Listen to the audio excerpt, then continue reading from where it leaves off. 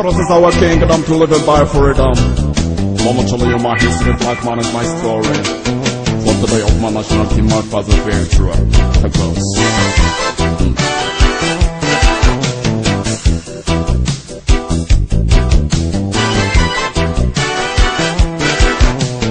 Anci Ethiopian, የሁሉ ማደሪያ ፍቅር ያለሽ መጠለያ አንቺ ኢትዮጵያ የሁሉ ማደሪያ ፍቅር ያለሽ መጠለያ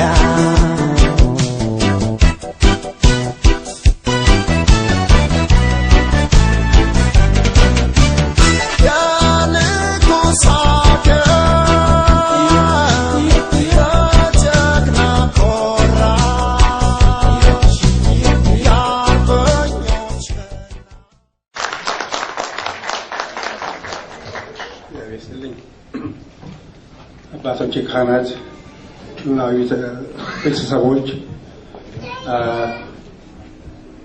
ጥሩ ኢትዮጵያውያን በሙሉ በቤት ውስጥ ያላችሁ በሙሉ ጥሩ ኢትዮጵያውያን እዚህ ተገኝታችሁ የቀዳማዊ ኃይለ ሥላሴ ንጉሠ ነገሥትን የ118ኛው እድሜያቸውን የተወለዱበትን ማስታወሻ ለማድረግ ስለተሰበሰብን በጣም ከፍ ያለ ክብርና ደስታ ይሰማኛል። እንደምታውቁት ስለኔ አንዳንዳችሁ የምታውቁት አለ በብዙ ቦታዎች በፖለቲካው ደረጃ ሆነ በትምህርት ቤትም ሆነ በሌላ ቦታዎችም ብዙ ጊዜ ተጠይቄ ንግግር አድርጌያለሁ። ከዛ ሁሉ በበለጠ ሁኔታ ስሜቴ በሚነካና በሚቀሰቅሰው በማወዳቸው በማፈቅራቸው በጌታዬ በቀዳማዊ ኃይለ ሥላሴ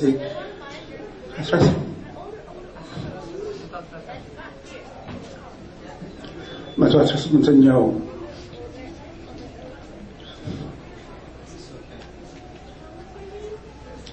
የተወለዱበትን ቀን ለማስታወስ እና ይህን ስብሰባ ለማስተናገድ ላበቃኝ አምላክ እኔም በእኔም ስም በእናንተም ስም ያደራጁትን ሰዎች ለማመስገን እፈልጋለሁ።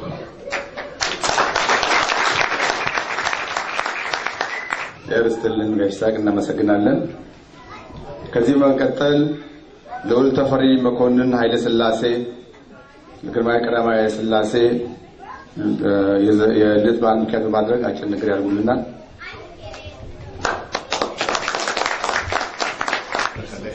በተለይ ቤተክርስቲያኑን ያደረገውን ትልቅ የ118 ዓመታቸውን የልደት በዓል መጥቼ በማክበሬ ደስ ይለኛል። እናንተም ተሳትፋችሁ ስለመጣችሁልን በጣም ነው የማመሰግነው። ከዚህም ደግሞ እሳቸው ለኢትዮጵያ ያደረጉት ማንም የማይረሳው ስለሆነ በመገኘቴ ደስ ብሎኛል።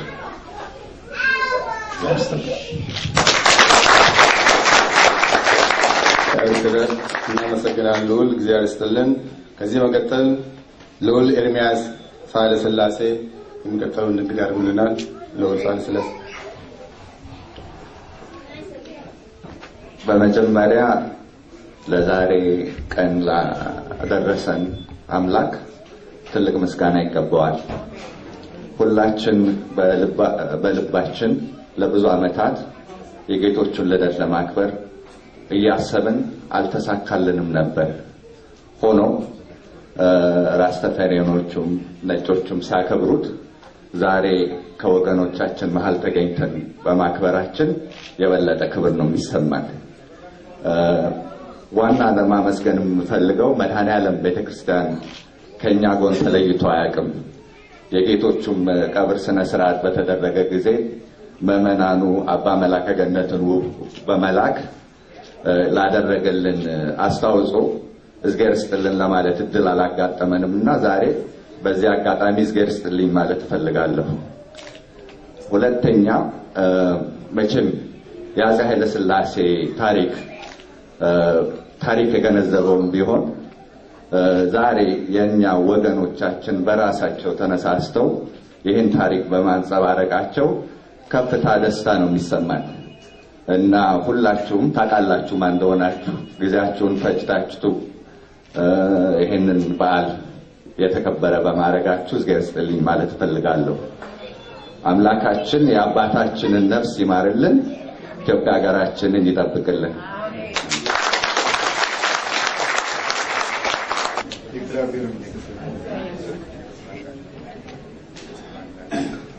Well, this is unexpected, but we are always prepared to stand before the world and to give thanks to Ethiopian for giving us His Imperial Majesty Emperor Haile Selassie I. I'd like to give thanks also to all our fathers who were before us, who have fought to keep Ethiopia free. We would like to also acknowledge the presence of the longest and oldest dynasty in the world, that of the royal family of Ethiopia, today represented here in the person of Lul Mokonin and Lul Ermias. And we'd like to also acknowledge the presence of the representative of the government of Ethiopia. We give thanks, first of all, as I mentioned, to the Most High God, Ethiopian, for having given us our Imperial Majesty Emperor Haile Selassie I, and having kept, as he has promised to Negus David, Negus Solomon, that this Zod, which is given by Ethiopian, is the only Zod or throne which is given by God to mankind. And he has promised that it would endure forever and ever throughout every generation, which the Lord is faithful to his word and has kept it. Our people in the diaspora in Jamaica, we trace our history, really, and in our culture. There has always been, when in 1961 a delegation of Rastafaris went to Ethiopia, they met Abuna Basilius, who told them that he knows that slaves were taken from Ethiopia. And we know during when there was an interruption of the Solomonic dynasty, many of our people were scattered into different parts of Africa, and we know that some of our people were taken straight down into Jamaica and into the Western Hemisphere. If you go to Jamaica, you will see your own people there. His Majesty, when he came to Jamaica, he told us that the Ethiopians and the Jamaicans are brothers by blood. So it has always been, even before, we know there is this myth that it is when Haile Selassie came to Jamaica and rain stopped falling that the people began to praise him. But long before 1930, before the Rastafarian movement, all the black people in the diaspora, from Marcus Garvey time, they identified themselves with Ethiopia. In fact, they called themselves Ethiopians, before they were even called Negroes. That is why, and throughout Africa, all the blacks looked to Ethiopia as the oldest independent country in the world. And they knew that the oldest royal family on earth was that of Haile Selassie, which is the 225th king from Solomon. We do not see the history of Solomon and Saba as a legend. It is real history. It is recorded in our history in Ge'ez.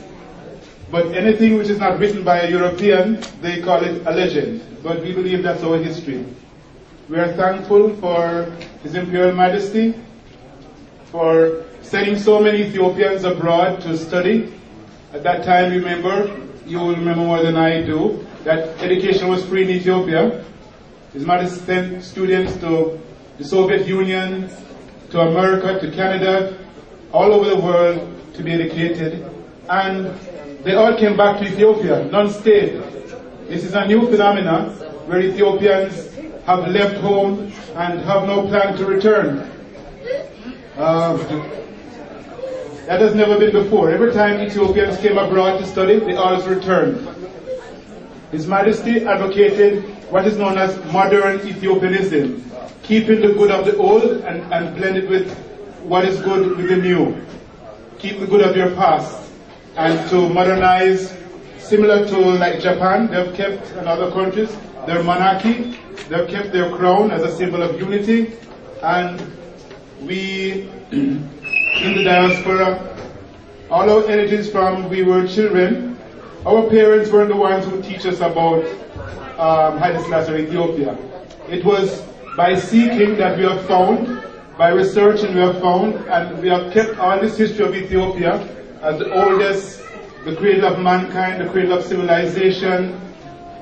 እኔ በግሌ ለመጀመሪያ ጊዜ የቀዳማዊ ኃይለ ሥላሴ የልደት በዓል፣ የድል በዓል፣ የዘውድ በዓል ለረጅም ጊዜ በራስ ተፈሪያኖች በዓለም ዙሪያ ሲከበር አብሬ ሳከብር የቆየ ሰው ነኝ። አንድ ቀን በኢትዮጵያ ቤተክርስቲያን በኢትዮጵያኖች መካከል ይከበራል የሚል ተስፋ ጸሎት ነበረን። ዛሬ ያ ቀን በመሆኑ እጅግ በጣም ደስ ይለኛል።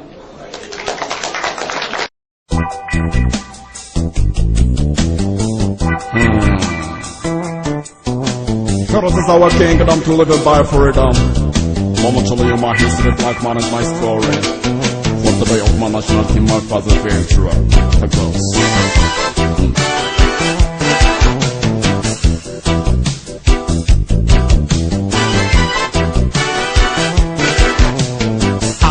Ethiopia, የሁሉ ማደሪያ ፍቅር ያለሽ መጠሪያ አንቺ ኢትዮጵያ የሁሉ ማደሪያ ፍቅር ያለሽ መጠሪያ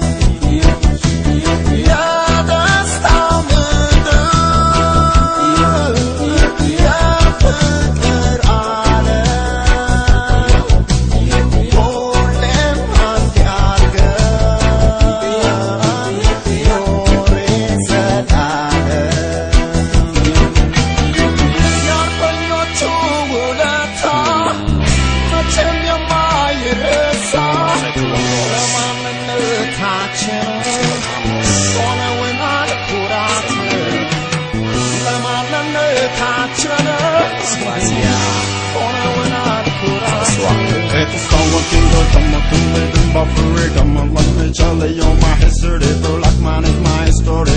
Kashana toro masakere, I resent the lago tarike. Where is Africana born and where I